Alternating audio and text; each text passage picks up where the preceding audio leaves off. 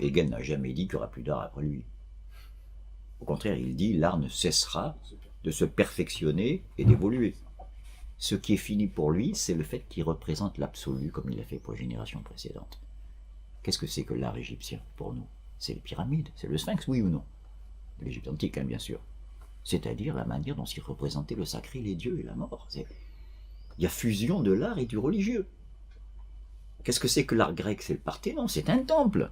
C'est la statue, les merveilles du monde, c'est la statue de Diane à Éphèse. Voilà, donc je veux dire, il y a à toute époque, je pense à Fra Angelico, je saute des siècles, qui peignait la Vierge et les saints à genoux, les genoux ensemble, par dévotion. Je ne peux pas être debout en peignant la Vierge, c'est pas possible. C'est cette relation de l'art comme l'absolu et le sacré qui, pour lui, a disparu.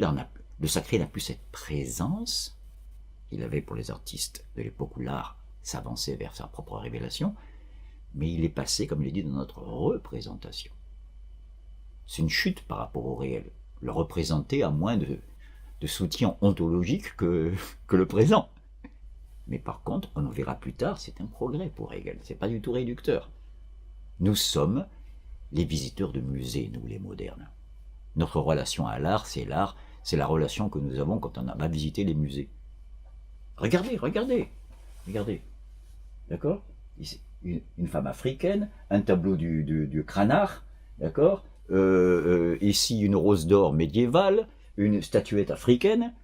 Je me paye le luxe, c'est un jeu impersonnel, je suis le citoyen, le bourgeois moderne, de faire défiler la galerie des représentations artistiques de toutes les époques et de tous les lieux. Mais ça n'a jamais existé.